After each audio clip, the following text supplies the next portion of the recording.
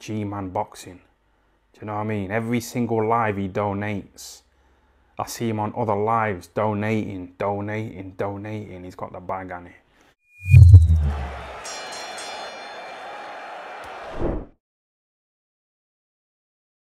Alright people, good to be back. Good to be back bringing news.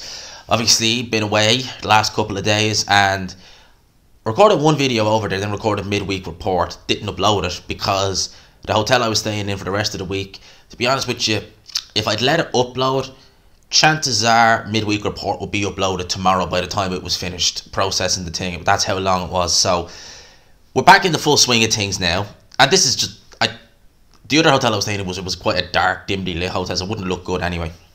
But let's talk boxing, right? Bit of news, well, 2 bits of news actually, so I'll get another video up straight after this, or whatever order to go in, depends. This might go up second. But Eddie Hearn has been talking about Kell Brook versus Conor Benn. Conor Benn was actually reported to have said that Kell Brook priced himself out of it. Yes, he outpriced himself, Conor Benn claims.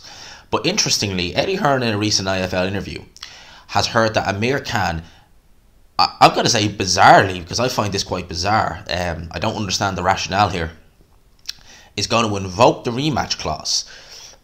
Before I go on, Amir Khan had a rematch clause. It wasn't both ways. So Kell Brook, I wasn't aware anyway that he had a rematch clause, but Amir Khan did, and apparently he had a fortnight, 2 weeks, to make up his mind as to whether he's going to take it or not. Potentially we could be getting Amir Khan versus Kell Brook 2. Now,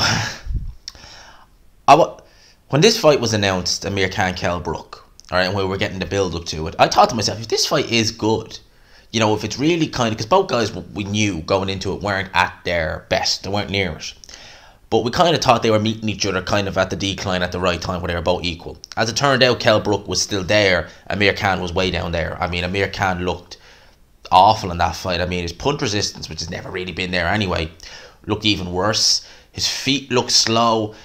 His timing didn't look amazing. He just looked terrible. And I think I even commented in my live watch along.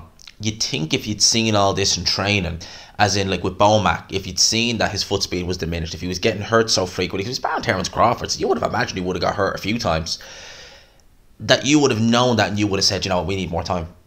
We need more time. You're not ready. Or you just don't have it anymore. This was obviously a big payday for both men, the first fight. And I just thought to myself, do you know what? If Amir Khan loses to Kell Brook, it probably won't hurt him that much. He'll probably sulk for a day or two and then move on. Because Amir Khan spent the best part of a decade during this rivalry trolling Kell Brook, just having a laugh and almost taking pride in the fact that he wasn't giving Kell Brook this fight. And Kell Brook was chasing it. And you got the impression if Kell Brook lost, his whole world would have came crashing down. With Amir Khan, you didn't get that impression. You just kind of got the impression, it's just another day in the office. If I lose, I lose. I'm near the end anyway. So, having lost in that fashion, I just didn't see a rematch coming. Now, Amir Khan may be thinking, do you know what? I've made a lot of money in my career. Made a hell of a lot of money in my career. I've got crazy amounts of money, like that Billy Dibb fight, where I think he got like something like, did he get more? Or did he get on par with what he got in the Canelo fight? Something like that. He got a crazy amount of money, and that was bizarre. That was a bizarre card, a very bizarre card. It was actually quite fun to watch. But he's probably made that money and thinks I don't need any more. But maybe he's thinking in the back of his head 2 things. One, I get another big payday. What's another few million? You know, what's another few million? I can always have another couple of million on top of that. And maybe Amir Khan is thinking, maybe he looked back at that performance and was able to reflect. And Amir Khan's always been someone who, even in some of his good performances, maybe where he's not looked the best, he's always had an excuse at the ready. Oh, would it have been easier if it was this? Oh, I think when he fought Algeria a couple of years ago and he didn't look great, that was quite a quick announcement. I think, didn't he say like something like, oh, if he had more time it would have been easier, or something, words to that effect anyway. But Amir Khan's always done that. He's always looked for a reason to kind of, you know, for him to just say, well, I wasn't just completely blown over. You know, if this hadn't happened, this happened. For example, look at the Canelo loss. In the wake of that loss, he said Canelo was 187 pounds in the ring. Now, was Canelo significantly heavier than Brook or than Khan? Yes, he definitely was. 187 pounds, I doubt that. I'd say Canelo only started weighing that when he moved up to super middleweight.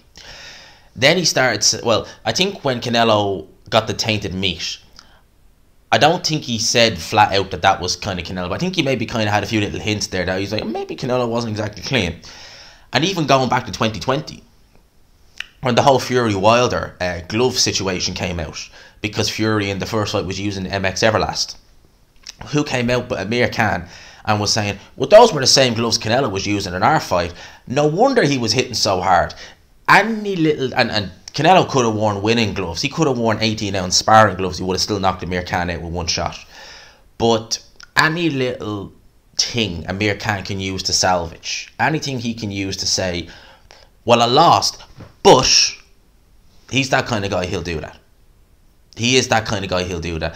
And I guess, like, when you see fighters do that, and, you know, I've always someone who's racked my brain. You know, I've seen fighters at, you know, much lower levels than Amir Khan, who don't have near his amount of technique and skill and ability. You know, certainly when he was in his prime. I've seen fighters who've lost at, you know, journeyman level, and straight away they're saying, but I did this right, and this, and this, and if I hadn't have done this, and I would, and it's like, wow.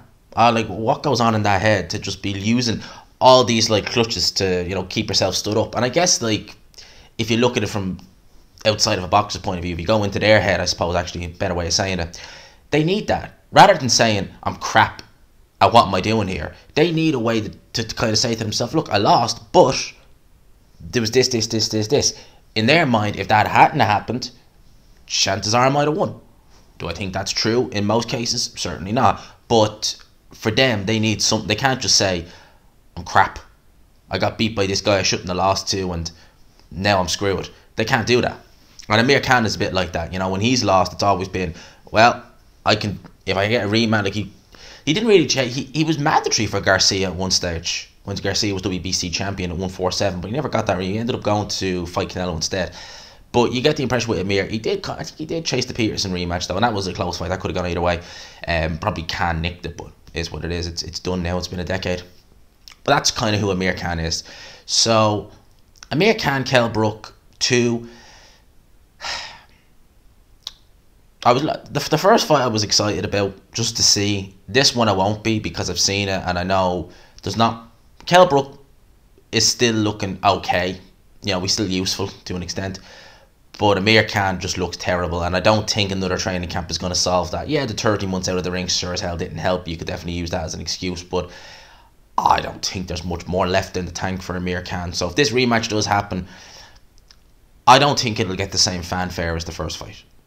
I think if the first fight had been competitive, really competitive, and we had a bit of a kind of topsy-turvy fight, yes, would be probably a good bit of uptake on it. But this, who knows? Maybe I'm underestimating the pull of Amir Khan, Kell, Brook, even though the first fight was so uncompetitive, I should say. But I just can't see this one doing the same numbers as the first fight, if and when it takes place. For Kell Brook, I'm sure he's probably thinking, you know what, I'll take it. You know, he wanted an extra couple of million. There you go. You get to beat up Amir Khan again. I'm sure for Kell Brook, it's like, what? I'll take this. You know, I might have gone down the Ben Road. I might have gone down the Eubank Road. But beat up Amir Khan again, another couple of million. Sure, I'll take it. Sure, I'll take it. So Kell Brook probably feels like if Amir Khan invokes the rematch clause, he's like, okay, well, I've hit the lottery. Get to beat you up again and I get a couple more million. Hell yeah, bring it on. So that's my thoughts on that. Let me know yours in the comment section below. Hope you enjoyed the video. Back in the normal scenery. Let me know your thoughts in the comment section. For now, lads and lassies, I'll talk to you. Peace.